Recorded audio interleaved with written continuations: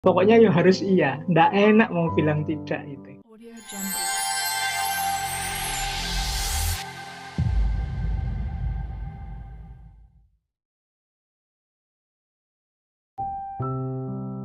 Ndak bisa bilang tidak. Jadi kalau teman yang minta, kalau dia yang minta, kalau pokoknya ya harus iya, ndak enak mau bilang tidak itu. Ah, itu ciri pertama sudah. Kalau kita berat sekali mengatakan tidak, padahal sebenarnya ya kita ndak setuju sih.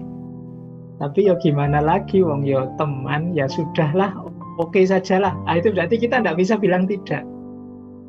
Saya tahu dia salah, saya tahu dia keliru, tapi ya mau gimana lagi? Wong ya sahabat sudah lama berteman, oke lah, setuju sajalah. Nah, ini namanya ndak bisa bilang tidak. Yang kedua, cirinya adalah rendah diri. Nah, ini biasanya di tengah kelompok kita, mungkin isinya orang-orang yang menurut kita pinter-pinter lah, ahli-ahli lah, jago-jago lah, entah dalam bidang apa. Dan kita merasa kita ini yang paling kecil di situ. Kita ini yang paling tidak punya kemampuan apa-apa. Kita ini yang tidak punya keistimewaan apa-apa. Ya sudahlah, monggo saja yang pinter-pinter yang memutuskan. Saya manut saja. Nah, kita kan sering begini. Silahkan saja yang ahli-ahli sana memutuskan. Saya tak ikut saja. Nah, kita sering begini. Ini hati-hati, kalau tidak hati-hati kita jatuh pada people pleaser ini. Ada nada kita tidak percaya diri, kita merendahkan diri kita sendiri. Padahal mungkin ya kita punya pikiran-pikiran bagus loh. Mungkin pendapat kita mungkin bisa jadi alternatif loh. Tapi kita merasa tidak mampu. Kita merasa tidak bisa. Pokoknya saya ikut sajalah, diputuskan apa. Ah, ini people pleaser. Kadang-kadang kalau dua orang yang sama-sama punya mental people pleaser ketemu, itu tidak putus-putus masalah itu. Jadi kalau sedang rapat atau sedang diskusi, enaknya gimana? Wah, saya ikut sajalah. Ah, saya juga ikut saja, monggo, enaknya gimana? Ah, saya juga ikut saja. Akhirnya tidak jalan-jalan. Diajak makan yang satu terserah saja mau makan di mana, yang satu juga begitu, ya saya juga terserah lah, monggo enaknya di mana. Ah, silahkan yang memutuskan. Anda bapak saja, tidak jalan. Semuanya ingin menyenangkan temannya. Ya dari sisi indahnya pergaulan sampai level tertentu bagus, tapi hati-hati nanti kalau sudah terlalu dalam people pleasure ini. Apalagi sampai yang ketiga ini, misalnya selalu setuju dengan pendapatnya orang lain, mengabaikan pendapatnya sendiri hanya untuk menghindari perdebatan. Nah, kita mungkin tahu bahwa temanku ini salah, pendapatnya seperti ini menurutku tidak cocok. Aku ngerti sendiri yang benar itu seperti ini. Tapi nanti kalau saya sampaikan mesti debat, mesti rame ini gegeran. Tidak usahlah, daripada rame nanti persahabatan kita retak nanti. Sudahlah, biar saja. Ini kemungkinan kita sudah ada gejala-gejala people pleaser tadi. Selalu setuju dengan pendapatnya orang lain meskipun kita tidak setuju.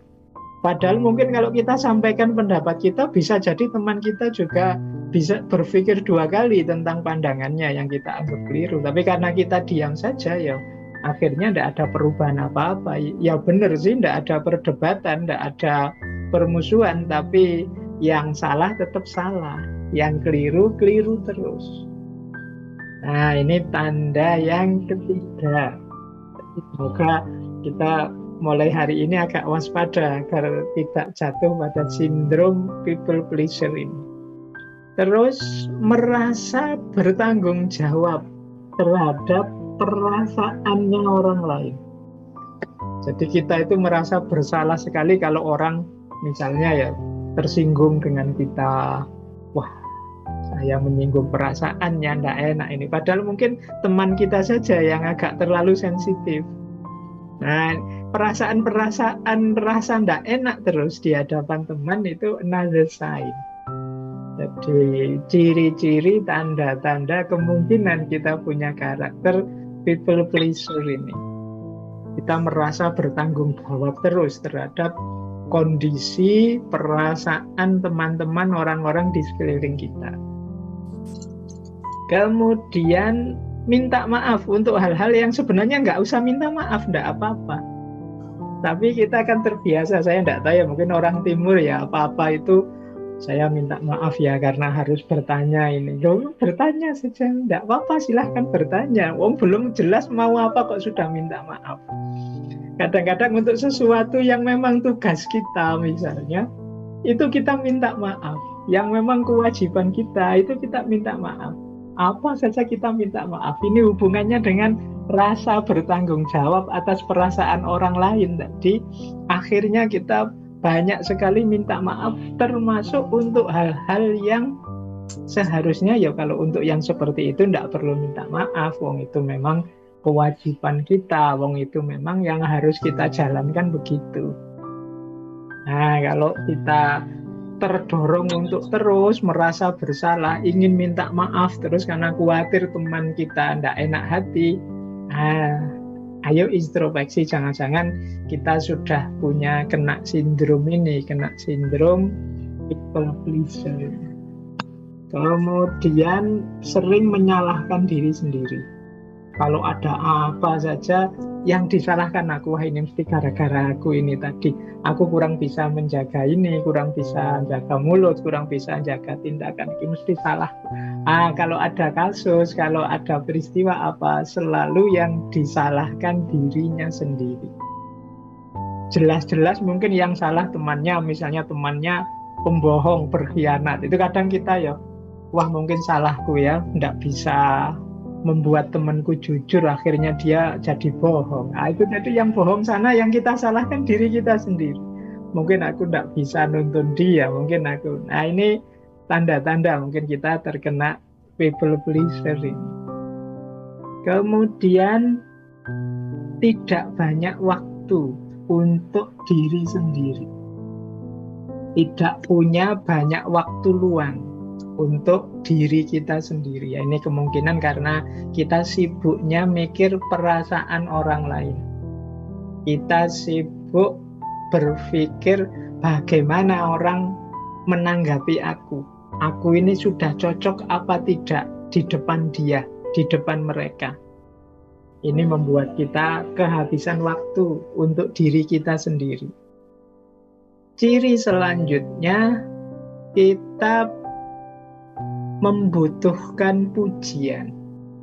Kita merasa lega kalau kemudian teman kita, wah kamu ini orang membantu sekali dalam hal ini, wah aku bangga sekali punya teman seperti kamu, aku senang sekali. Nah kita menunggu-nunggu ini sebenarnya sejak tadi, pengakuan bahwa kita itu berharga di depan dia, di depan mereka. Yang kita orientasikan dalam hidup kita itu ya pengakuan ini tadi, pengakuan, pujian dari orang lain kepada diri kita.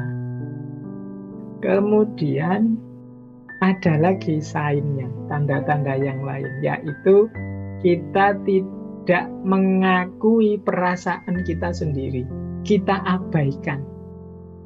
Jadi karena kita anggap tidak penting. Aku sedih, tidak masalah. Aku tersakiti, tidak masalah. Aku tersinggung, tidak masalah. Asal orang lain suka padaku. Nah ini tanda-tanda kita sudah terkena sindrom people pleaser tadi. Tidak ngakui, mengabaikan perasaan sendiri. Kemudian siap pokoknya membantu apapun untuk teman. Tapi dia sungkan, dia tidak enak, dia segan kalau mau dibantu orang. Dia khawatir merepotkan, dia khawatir menyusahkan orang. Karena nanti khawatir temannya menilai bahwa wah sampean ini sering merepotkan, sering menyusahkan. Khawatir dapat klaim itu. Sehingga dia kalau mau dibantu, itu dia merasa segan, merasa sungkan. Kalau bisa yo aku saja yang bantu terus, biar aku positif terus di depan mereka. Dan yang selanjutnya mungkin jadi tanda-tanda seorang people pleaser itu selalu ingin menghindari konflik. Jadi kalau bisa nyaman terus, rukun terus dengan sesama, meskipun saya harus berkorban perasaan, berkorban waktu untuk diriku sendiri, meskipun saya harus selalu setuju dan menghindari perdebatan, tidak masalah, yang penting tidak ada konflik, aku tetap diakui dan dihargai di tengah masyarakat, di tengah lingkunganku. Nah, inilah antara lain tanda-tanda bahwa kita ini punya gejala people pleaser.